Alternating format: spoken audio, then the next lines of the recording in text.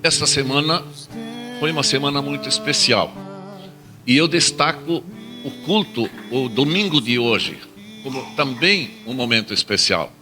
Ele fica no calendário da Igreja Cristã entre dois eventos muito importantes da história de Jesus Cristo e do Santo Espírito. Da quinta-feira, a Igreja Cristã lembrou e muitos celebraram a ascensão do Senhor Jesus Cristo. E no próximo domingo, daqui a uma semana, nós celebraremos Pentecoste. Pentecoste é a descida do Espírito Santo. E esses dois episódios, nos remetem a toda a história de redenção de Jesus Cristo.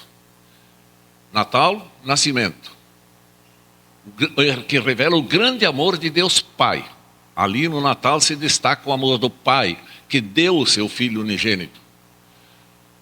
Páscoa, Sexta-feira Santa, Páscoa. Lembramos o grande sacrifício por amor que Jesus Cristo fez para pagar toda a nossa culpa, a nossa dívida, para nos resgatar e nos salvar. Pentecoste é a descida do Espírito Santo para confirmar e começar o trabalho da igreja nesse mundo, para anunciar toda a conquista que Cristo fez ao vir aqui nesse mundo, viver aqui visivelmente, materialmente aqui nesse mundo durante 33 anos, com destaque aos últimos 3 anos do seu santo ministério. É muito significativo, são muito significativos esses momentos da história da igreja, quando nós podemos recordar e lembrar os grandes feitos, sem os quais nós não estaríamos salvos, estaríamos perdidos para sempre. Por isso, esse momento todo especial, que nós devemos, como diz ali, cantar e jubilai, num texto. Nós devemos vibrar diante de Deus e aqui no mundo, como cristãos, diante das pessoas que nos rodeiam, sempre com alegria de que Jesus nos salvou. Esse Senhor Jesus,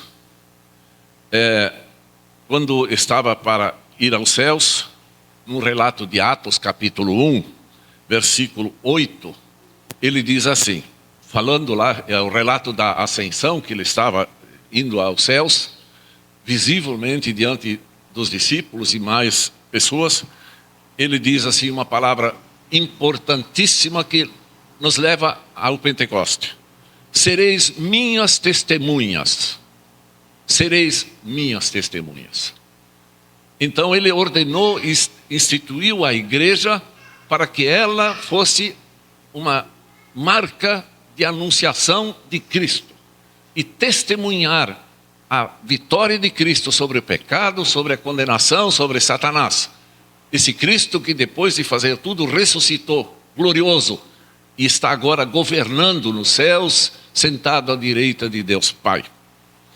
Ele também tinha dito, em Mateus capítulo 10, versículo 16, ele disse, eis que vos envio, e aí vejam que coisa importante que nós precisamos prestar atenção. Quando ele disse, vocês serão minhas testemunhas, é uma grande honra, e nós devemos jubilar por isso. Nós somos embaixadores de um grande rei dos céus e da terra. É uma honra especial que os cristãos têm. Mas agora, capítulo 10 de Mateus, ninguém deve se assustar com isto. Ele diz, eis que vos envio como ovelhas para o meio dos lobos. Vocês serão minhas testemunhas, mas eu envio vocês como ovelhas no meio de lobos. Imaginem, ele nos caracteriza como ovelhas, frágeis, sem condições de enfrentarmos a situação do mundo, a hostilidade do mundo, todas as dificuldades que o mundo nos impõe.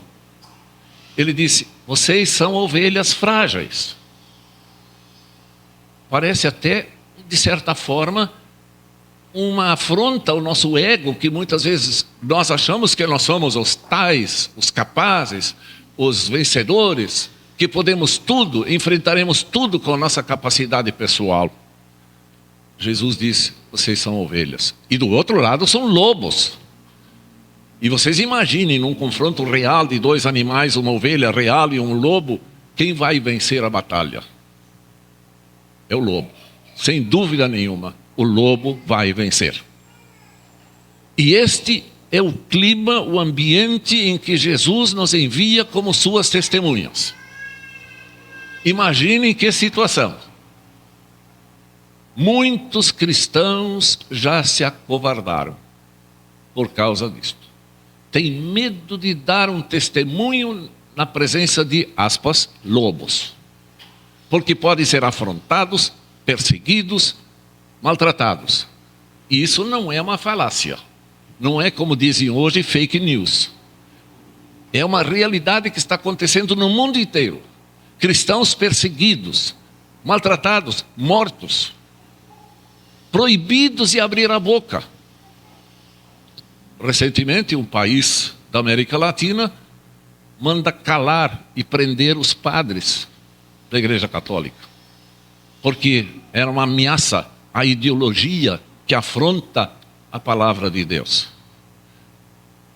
Vejam, o mundo é assim. E não fechemos os nossos olhos e ouvidos para o que está acontecendo em nosso país. Ameaças de tudo que é tipo, coisas, ideologias que andam soltas, sendo divulgadas, instigando contra cristãos e contra a igreja. O medo pode nos assaltar. E ninguém se ache um super-homem, dizendo, eu não tenho medo. Tinha um cara um dia que disse isso para Jesus. Sabem que foi? Esse que escreveu essa epístola. Quando Jesus disse, vocês vão me negar, e antes que o galo cante, tu vais me negar, porque tu vais sentar no meio daquela turma lá no palácio, e tu vais ter medo de abrir a boca e dizer que tu és meu. Não, Senhor, eu não te negarei. Eu não preciso da tua advertência, da tua chamada de atenção. Ele foi e sucumbiu no meio da pressão do ambiente e calou a boca, até ofendeu e disse, eu nem conheço esse cara, falando de Jesus. O medo pode nos paralisar, pode nos fazer nos esconder e pode negar a nossa postura de cristãos no mundo. Aí disse um escritor, qual é a diferença que alguém que não sabe, se misturarmos 50 cristãos e 50 não cristãos num ambiente, e observarmos o comportamento do dia a dia, e pelo comportamento, pelas palavras, nós podemos identificar quem é cristão e quem não é? Ele disse que é muito difícil. Porque se igualam nas suas atitudes, nas suas conversas, nas suas piadas imundas, nas suas imoralidades e apoio a imoralidades praticadas. E eu falo aqui hoje de novo, especialmente imoralidades quanto a gênero de tudo que é tipo, na vida do casamento e fora dele, e tantas outras coisas. E diz ele assim, é muito difícil identificar quem é cristão e quem não é, observando só a vida do dia a dia das pessoas. O medo. O mundo sempre foi hostil à palavra de Deus e aos planos divinos para a humanidade. Esse plano de resgatar e salvar a humanidade toda. A violência, o sofrimento impostos aos cristãos são expressão desta hostilidade crescente no mundo. E notem, não há promessa de Jesus de que nós viveremos momentos tranquilos e que se possa pensar no restabelecimento de um tal do Éden aqui no mundo. O mundo vai degenerando e decaindo cada vez mais até que Jesus vai dizer, basta. No dia da sua volta, como ele prometeu no dia da ascensão, eu vou, mas eu voltarei. Eu vou e voltarei. Não há a possibilidade de glória aqui nesse mundo. O evangelho da glória, nós não anunciamos na Igreja Evangélica Luterana do Brasil. Nós anunciamos o evangelho do sofrimento aqui nesse mundo. Mas a glória que Deus promete é para a eternidade feliz com Ele nos céus. quando essas dificuldades que a gente falou e os perigos que nos cercam, o medo poderá de fato nos dominar e nos imobilizar nesse grande e santo propósito de sermos testemunhas. Porém, eu quero dizer a todos, e também para mim, porque sou fraco e humano como qualquer ser humano, não precisamos ter medo, porque Deus nos diz assim, em Isaías 41:10. Não fiquem com medo, pois estou com vocês. Não se apavorem, pois eu sou o seu Deus. Eu lhes dou forças e os ajudo. Eu os protejo contra mim com a minha forte mão. Eu vou fazer isto. Aquela ovelhinha não vai ser devorada pelo leão. Aquela ovelhinha que nós falamos antes, ele vai nos enviar como ovelhas, ela estará protegida. Protegida sim. Mas alguém vai dizer, mas Estevão, no Novo Testamento, não foi um cristão, não foi uma ovelha de Deus que testemunhava a sua fé? Sim, foi. E ele foi morto a pedradas. Ele não foi protegido? Foi. Deus protegeu nele a sua fé, a sua segurança na esperança da vida eterna. Esta certeza Deus nos dá. E para isso Deus enviou seu Espírito Santo no dia de Pentecoste, que vamos celebrar toda a igreja cristã no próximo domingo, onde o Espírito Santo vem para nos ensinar, para nos fortalecer, nos fortificar, mesmo nas provações, como diz o texto. Nas provações nós seremos fortalecidos. É a velha figura de como temperar aço. O aço é temperado no fogo. Para que ele fique resistente e forte, ele passa pelo fogo. E assim, temperado, ele se torna resistente. Eis que vos envio como ovelhas. Deus está aberto ao que acontece no mundo. Seus ouvidos estão abertos ao clamor de seus filhos. Ele os socorre. Ele diz, eu sou o teu Deus. Então, por que ter medo? Por que ter medo? É claro que nós, como seres humanos pecadores, nós somos imperfeitos. E uma dor um ferimento nos faz gemer. Pensando em sofrimentos maiores na vida, nós gememos. Diante das ameaças fortes contra nós, como seres humanos, nós tememos sim. E não devemos pensar que isso não é verdade em nossa vida. Nós tememos sim. Temos medo sim. Por isso, também Deus fala a nós, que nós devemos dizer assim como disse o salmista no Salmo 31, versículo 5. Por isso também falamos assim, nas tuas mãos entrego a minha vida. Tu saberás, ó meu Deus, porque tu és o meu Deus fiel. Tu saberás como guiar a minha vida. Se preciso passar pelo vale da sombra da morte, não temerei, pois tu estás comigo, a tua vara e teu cajado me consolam. Eu não temerei, mesmo passando pelo vale da sombra da morte, com sofrimentos. E aí, diz ele ainda, num texto bíblico, o texto bíblico, ele fala lá no Salmo 37, mesmo se nós em algum momento tropeçarmos, cairmos, fraquejarmos, e se cairmos um pouco, o salmista, Deus diz no Salmo 37, se o justo cair, ele não ficará prostrado. Por quê? Porque eu o seguro pela mão. Eu o seguro pela mão. Queridos irmãos, esta é a verdade. O Senhor firma os passos do homem bom, e no seu caminho se compraz.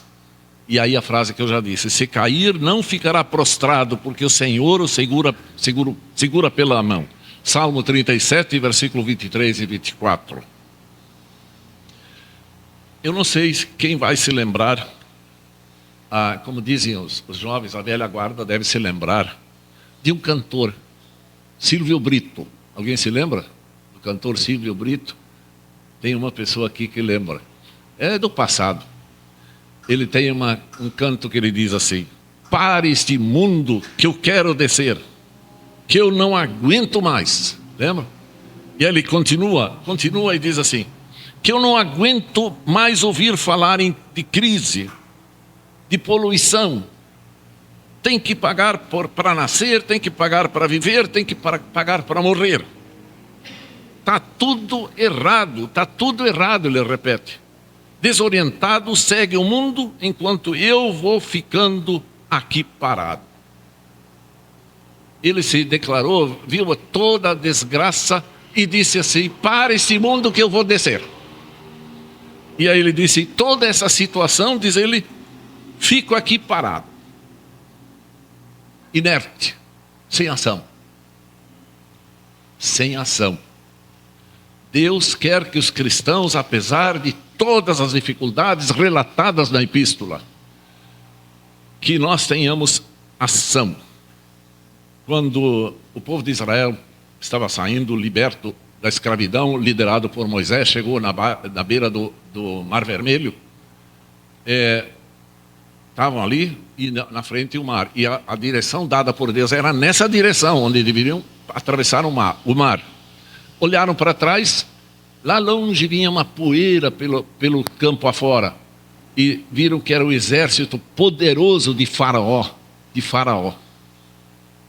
E o que fez? E o povo começou a dizer, para falar com Moisés: nós deveríamos ter ficado no Egito mesmo na escravidão. E reclamaram dessa condução em direção àquele Mar Vermelho. Aí Deus disse para Moisés: diga ao povo que marchem. Diga ao povo que marchem. A água está aí. Diz que marchem em direção à água. E deixa a solução para Deus. Seria uma irracionalidade, uma imprudência normal para nós. Imagine nós à beira do mar e alguém manda nós atravessar aqui sem a ponte para a ilha. Alguém de vocês ia caminhar para dentro? Dificilmente. Diga ao povo que marche. E aí aconteceu. Deus deu ordem para Moisés. E levantou a vara. E o mar se abriu. Eles passaram em seco. E quando o exército inimigo entrou naquela mesma abertura do mar, Deus mandou fechar a água e sucumbiram os adversários. Foi isso que diz o texto de hoje. Se Deus vai entrar em ação, se Deus vai julgar o mundo, onde vai ficar o perverso ou mau? Ele vai perecer.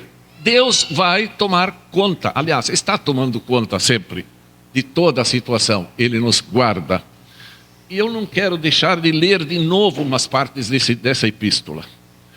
Amados, não estranheis o fogo ardente que surge no meio de vós, destinado a provar se somos de fato cristãos.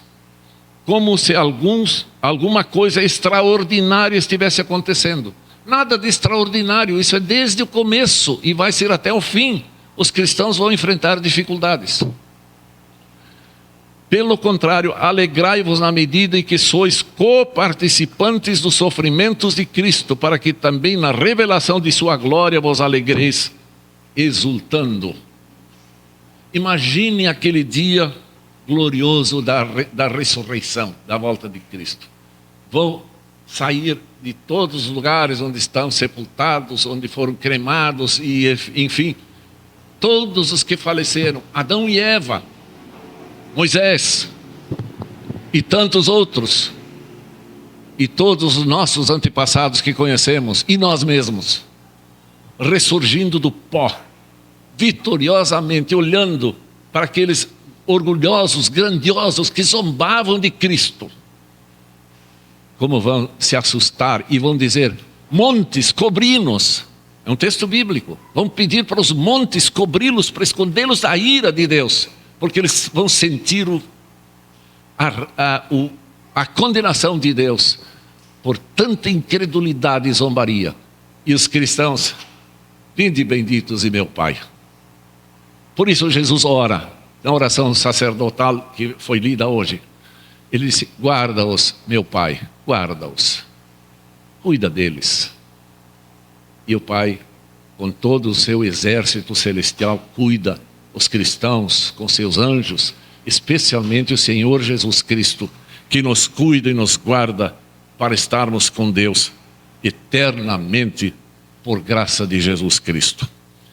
E se é com dificuldade que o justo é salvo, nós somos salvos com dificuldade? Jesus nos salvou, nós não precisamos fazer nada, não é nesse sentido que é dificuldade. Dificuldade por causa do assédio, das tentações, dos perigos, que nós temos dificuldade para passar por cima de tudo. Mas Deus nos assiste, Ele diz assim: onde vai comparecer então o ímpio? Sim, o pecador. Por isso também os que sofrem segundo a vontade de Deus, encomende as suas almas ao fiel Criador na prática do bem. E aí o detalhe: encomende suas almas às mãos de Deus. Peçam para Deus estar sempre na vida presente. E se no fim da vida a morte, seja ela natural ou violenta por perseguições, faça como disse Estevão: Senhor, nas tuas mãos entrego minha alma. Nas tuas mãos entrego minha alma. Enquanto isso, diz o texto, enquanto isso, diz o nosso texto, encomendem as suas almas ao fiel Criador na prática do bem. Praticando o bem. Mesmo fazendo o bem para aqueles que são adversários e são contra nós. Façamos o bem, porque fazendo o bem aos que são maus, diz o texto bíblico, que nós vamos amontoar brasas vivas sobre a cabeça dos maus, para que eles reconheçam a verdade, pensem sobre o que está acontecendo no mundo e sejam eles também salvos se ouvirem a voz do Santo Evangelho e permitirem que o Espírito Santo os leve à fé verdadeira no Senhor. Vamos firmes, confiando na graça de nosso Deus. Ele está conosco. E Deus nos guarde. Deus guarde a todos nós. Em Cristo nunca estaremos sós.